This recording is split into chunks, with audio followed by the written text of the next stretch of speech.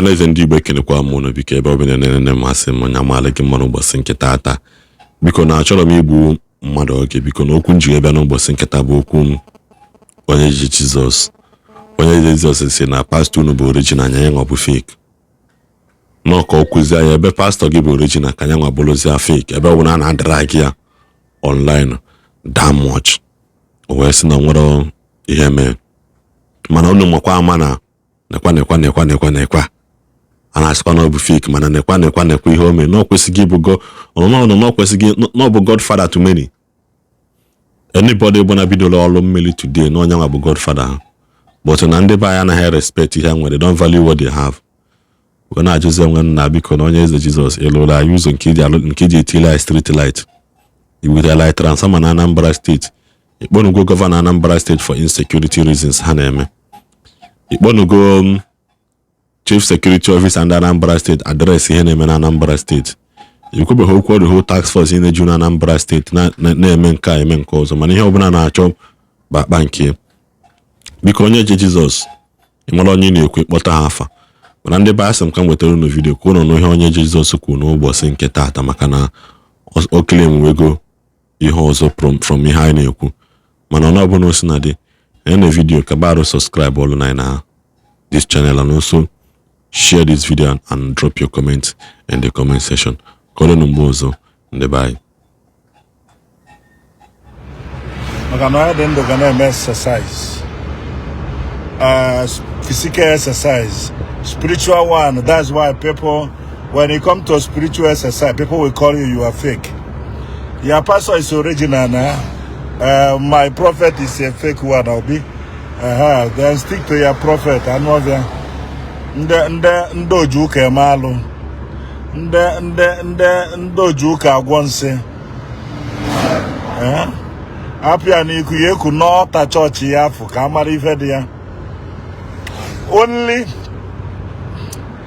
Only 3 bloggers ka nyere authority ịkpalị m ikwu ife ọbụla ha chọrọ because na mgbe ị na-ekwu maka m mgbe ị na-asị na onye eze bụ fake na onye eze bụ onye ala na onye eze bụ nke abụrụ nke ọzọ mgbe afọ enwe ndị ya asị ka vajie maka elu ụdị ala onye eze na anyị kọstọma ka ị na-akpọtakwa ulu m memba ka ị na-akpọtakwa ulu m ana ọ bụzi na ndị afọ bịa afụ na onye eze nọọ ifechi gwara ya ka ọ na-eme then they have no choice than to follow me. Isi ndị adị ike alụ ọlụ ịmanụ bana amara na free advertise ka ba na-emele m I don't have to talk. Unu na mbido ara unu ya fe ebe m gwara unu na bloggers get ready to talk about Onye Eze Jizọs. Ekwuru m ya ekwu.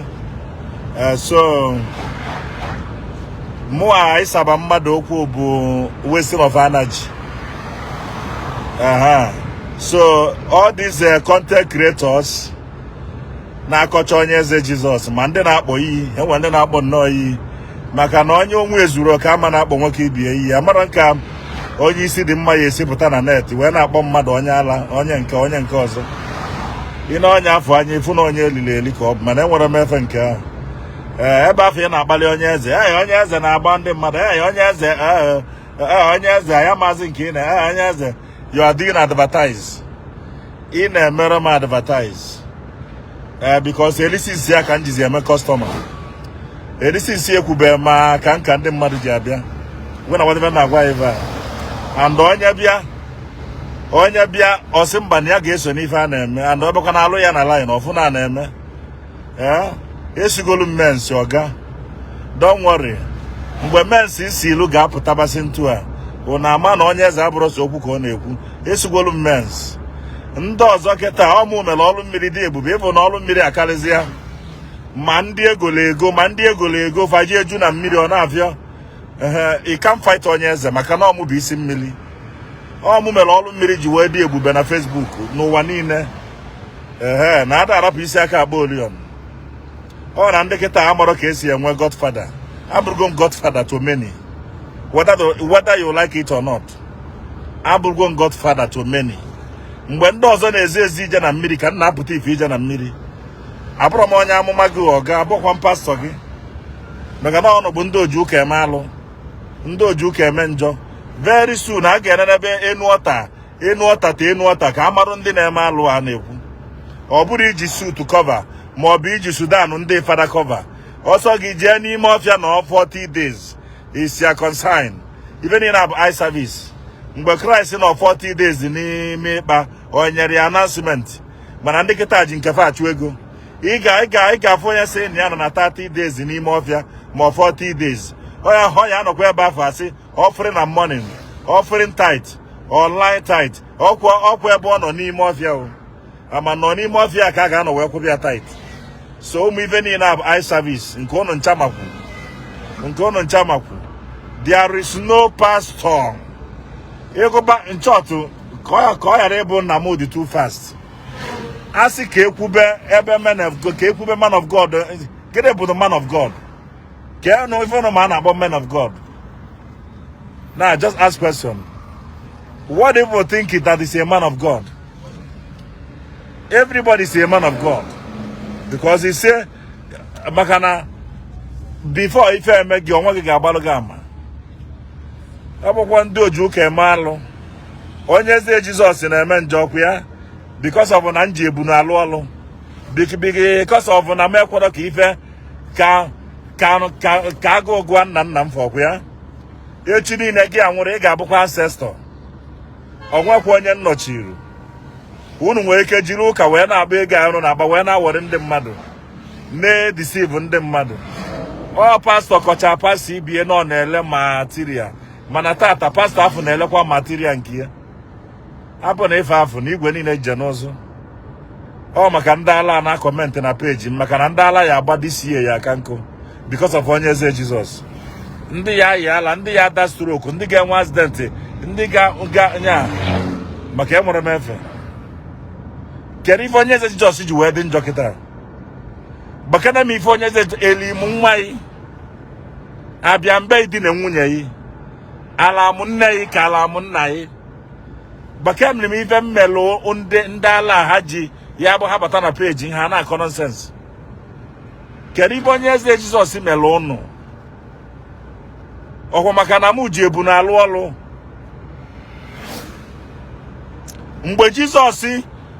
mgbe Chineke sende nwa atụrụ maka aja nsure ọkụ nwa atụrụ afọ disappear ka Omenala mana ọ bụrụ tata ọkwa ga-asị na magic nwa atụrụ afọ adịbụ ebe afọ mgbe Abraham kpụọ Isaac wee jee n'elu osisi ụnụ amara ife dị na mmụọ na-emechi ọnụ adị m pretend I don't pretend once mma na mmadụ eji ọbara mmadụ eme ife once mma na mmadụ egbu mmadụ and na mmadụ alụlụ ndị ji egbe eji ori ọlụ ya talking nonsense kedu ife onye eze ma o ji wee dị njọ na maka na na-eje na mmiri mana pastọ ije na mmiri ọ bụrụ ime baptizim ọhụ ya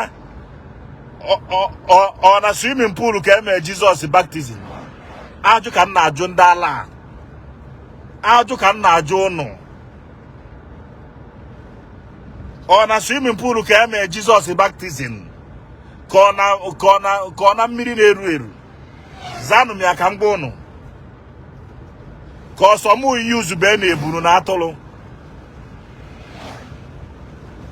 ọ gịnị dị ife a biko nụ ka edebekere na enu ọta niile a ma ndị fada ma anụ onye fụ na memba ya da abịazi ma ọ bụ na Ebuka Obi na-akpọkọrọ dị memba ụfọdụ anazie ime ọfịa 30 days dry fasting a ga-anọkwa ebe ahụ na-emekwa donation emesi ije n'ụlọ ụka na datia prọfet donation a na-emesi ugboro one ka onye eze menugwere donation abụkwanụ m aka ọ bụrụ na unu nwere respect na-ekwesịgo m ịbụ godfather ọ bụrụ nke machapụta ebe o si na ya na-arụ ọrụ mmiri enwere ụmụaka akwụrụ ụgwọ ụbọchị ya agwa m ụnụ ndị a na-akwụ ụgwọ fa na-eme ife a ọ nwekwa ụmụaka akwụrụ ụgwọ ha akara 20 agbalụfa jee na mmiri nwa wee na-abịa ha ncha bụ na na-alụ ọrụ kedu mmụọ ị na-ejekwu na mmiri gị bụ esi na ị na-alụ ọrụ mmiri kedu mmụọ ị na-ejekwu kedu mmụọ eji alụ ọrụ makwa na ndị mmiri na-esi makwa na mmiri na-ekwu okwu ịmakwa na ọnwa awa ya bụ ije na mmiri ifu na ndị mmiri na-ekwu okwu ifu na ndị mmadụ bi n'ime mmiri ifu na-enwe ndị bi n'ime mmiri Enwe so many names. Ma Filiana, ma Siliana, ma Iniana. Many names. Oga, you mga kolo na ako one day. Mga kolo na ako. Ichoka hide all mukandi zi mo alubuom. Obu ni chori inye mega as a politicians. Maka na mu na eme nke mi ife. Je nye bendi na eme na nzizo. Oh? God will be my protector anywhere. Even you were like your mom, no one could na you go safe. Ijo na mu na ya ma mmeko ife because na alu alu nke mo openly. Because so many politicians are bogon na phone. So many politicians are bogon na phone. Si Onye Eze na ha ma ife na eme kama mu na emi na nzizo. Mana nje ka me na nzizo. The spirit is imoru amankwem. Iya nne mu nedo na mu ji anya memie. Iya olu an na alu nedo na mu ji anya memie. Obu na mu si ka mmebie hiding ntu a. The spirit igbo mu okwaju. Ife ezite mu na the generation buka ngwafa na olu mmiri aburu aji ife. Na Christ lụrụ most of ndị apostle lụrụ ya. Elijah onwe ka oyi eju ya anya osifa jianu saaru na mmiri ugboro asaa. Jianu saaru na mmiri ugboro asaa ọlụ ka alụ ogiri dị ife a. Apụrụ m aka nụ ndị mmadụ ka nzuo n'ike nụ. Mana ekele dịrị ndị a na-akpọlị na Facebook. Maka na enwe ndị nke bụ na turu dia page ka ndị mmadụ si wee mara onye mbụ. A na-akpọ m na phone onye kpọọ m ọsị m Onye Eze achọrọ m ebia ka mmakele m ka imezialụ m ife ọjọọ afọ ị na-eme. And onye bekwanụ ọfụ na ife m na-eme bụ ife Chineke ziri m. Ife Chineke m ziri m. Nwa echi niile na ama na ọnwụ chi m ka m nwụ. Maka na mụ na mmadụ eziri afịa. Onye na-amara ebe ife no wee bido pụta maka na ị na-achọ ego Facebook. Ị na-asị na Onye Eze bụ onye ala. Onye Eze aya maazị nke nwa. Onye Eze otorogbagbu oyi. Onye Eze ịmakwa ife. Onye Eze ị na-edisive youth.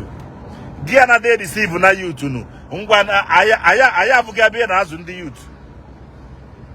Ndị Igbo unu so ọnụ na-akọ nonsense. Unu na-akọ bala.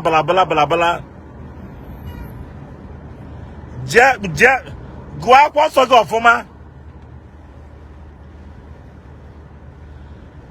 Give so many sacrifice instead of a ga-egbu mmadụ ebunu mude imu ife ebunu na-alụ na-alụ mmadụ una amụ ife ebunu na-alụ una makwa mgbe m bidoro ọlụ a ịnụ na Onye Eze pụta ka m bidoro ọlụ a ọ mgbe ị nọ wee malị m ebido m ọlụ a na 2009 bịa jụọ ese na mkpọ unu. Ebido m ọlụ a na 2009. Ịnụ n'ọta ka m bidoro ọlụ a. Ọ bụ na fake akara m ikwụsịgo since. Check how many years. Ọ bụ na fake akara m ikwụsịgo since. Ọ bụ na m na-eme alụ na mama nọ na be nna m na village be nna m ka m nọkwa. Ndị na-amara ife a na-akọpụta na-akọgheli ma ndị mma m enye their generation nni. Nkọcha anyị na-akọcha m ụdị m mma na-arụ anyị ara ka eme ya maka na ebe afọ ị na-asị na Onye Eze wụ onye ala. Onye Eze na-edisive youth. Onye Eze na-eme nke a mens na-asịkwali ka anyị jekele ife Onye Eze na-eme. Ife a mekwaziri kịta bụ igo ndị mmadụ ma ndị na-arụrụ ọnụ mmiri onye ọbụla na-ejezi na mmiri maka na ha mara na ụmụ godfather ndị mmiri. Ndị kịta ya nwere respect. Unu cheki ọ na-afụ na ọmụ bụ Onye Eze onye amụma bụ ụzọ mebe enyi wit ndị dibịa maka na mara akpọrọ oke mana emebe m enyi ya bụ fụ na anya ukwu erike na anya ukwu abanyegwe na dibịa anya ụfụ abanyegwe na mwezikwa na enyi ndị dibịa pụa. Ana m ayị oyi ndị amụma wee fụ na ndị amụma adịgiridi n'eziokwu adọrọ ndị amụma n'ọnụ ofu mkpụrụ eziokwu. Ndị amadi 95% eziokwu adọrọfa n'ọnụ. Nwee gbaa ọsọ ịbakwa na nke dibịa iwe fụkwazi ya na ebe a ka ọ kazi njọ. onye ọbụla gbara ọgwụ ya mụa. Kedu ife onye eze ma o ji wee dị njọ kịta? Kedu ife m mere iji akpali onye eze? Ma maka na m na-alụ ọrụ Chineke zilu m. Ọ bụrụ na nlapụ ịlụ ọrụ nya m bịa alụba ịnụ.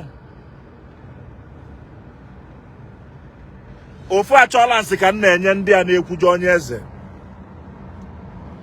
Ọ bụkwa n'ọrụ Chineke zilu m ka m na-alụ. Ọ bụrụ na akara aka ka m na-eme iwe na-ekwujọ m. Before this year na-agwụ, ị ga-anatarịla atamahụfụ dị ya. Ị ga-atarịla ahụfụ dị ya. Maka from A to Z. Ma ndị ji m akpali ego, ịchọ iji mkpali ego kpalịba ọ dị mma. Mana ịdị na-akpọ m iyi, ịdị na-asị na na-edeceive youth. Ọ bụrụ na ịkọwara ya na ndụ, ị ga-akọwa ya n'ọnwụ. Ị ga-akọwa ya ọfụma. Kọwazie ka m si edeceive youth.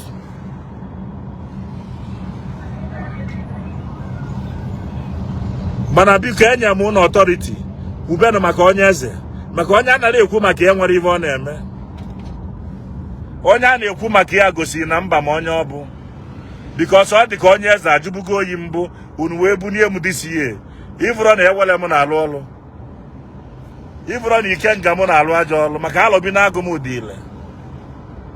Isi na mụ na ga ama mmekọ ife maka na mụ na because of na amada ezo nke m ezo. Get out. Bye bye.